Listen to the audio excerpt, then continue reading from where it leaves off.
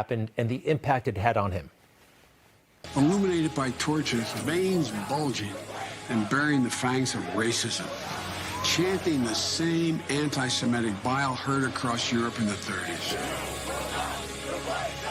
And they were met by a courageous group of Americans.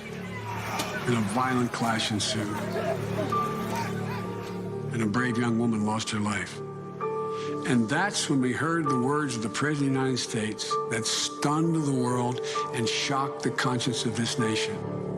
He said there were, quote, some very fine people on both sides. Very fine people on both sides? And that's when he knew he had to run for president because of what Donald Trump said about that moment.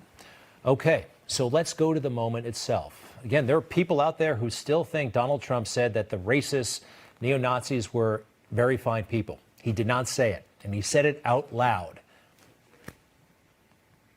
Had people that were very fine people on both sides.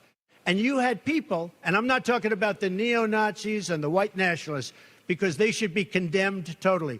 But you had many people in that group other than neo-Nazis and white nationalists, okay? And the press has treated them absolutely unfairly. And they continue to do so. And they're obviously treating him very unfairly. What he's getting at, by the way, you know, the whole debate about Confederate statues. Well, you can be a very fine person and think that those statues need to come down. And you can also be a very fine person and think that those statues should be preserved. That is a legitimate political viewpoint. Neo-Nazis, skinheads, racists, they are in a weirdo, despicable class on their own. And the president explicitly said he was not talking about those people being very fine people. But Joe exploited that moment and I think created even more division in this country.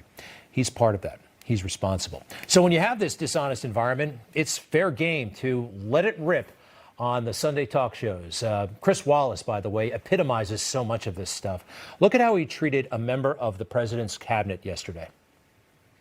Chris, I welcome Vice President Biden to the club. Since the middle of April, the president's guidelines for reopening have called for wearing masks. President-elect, sir. The president has called the president has called masks patriotic acts. First of all, it's the president-elect Joe Biden, Secretary Azar. It's not the president-elect Joe Biden. According to the Constitution, it's not President-elect Joe Biden. The Electoral College has not met yet. And, you know, if you really want to take on guests like that, debate them, perhaps you should run for office. Somebody like Chris Wallace should just come out as the Democrat he is and just get in the game. Just declare. None of this pretending you're a neutral bystander. But his greatest offense, and again, he's not alone. Lots of folks down there in D.C. behave the same way. But when he actively played defense for Joe Biden during the debate. We all know about Joe Biden's problems and Hunter Biden's issues. The president understandably wanted to raise those issues. It's a legitimate issue in a debate. And Wallace did everything he could to shut it down.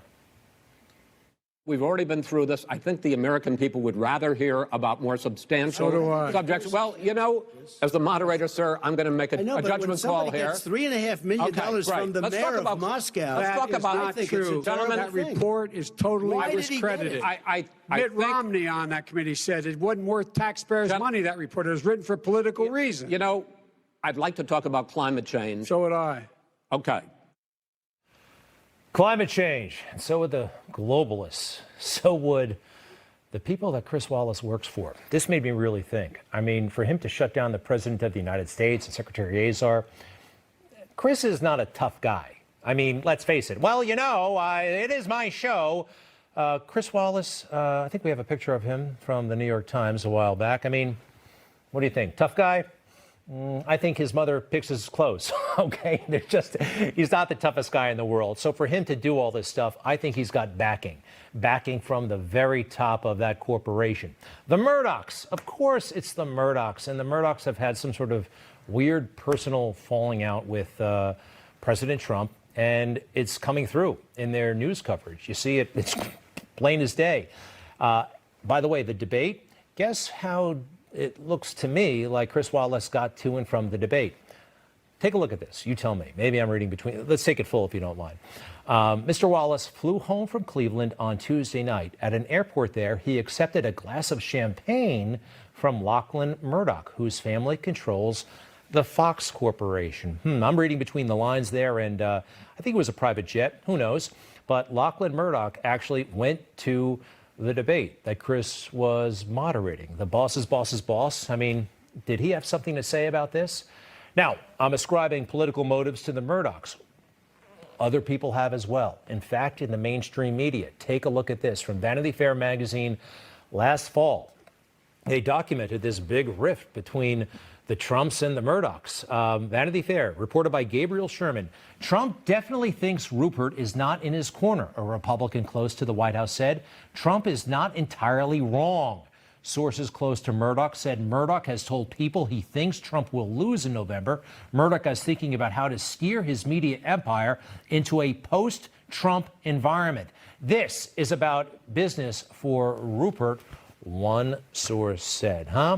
Doesn't it all start to make a little bit of sense? These billionaires can be high maintenance a little bit, and I have a feeling that there's a personal grudge here that unfortunately a lot of us are paying the price for. If the president had a fair shake from the media, it would not look as bleak as it does right now. But as bleak as it does look, ultimately this is not the media's call. It's the call of a much, much higher power. And I have a feeling we're on his side.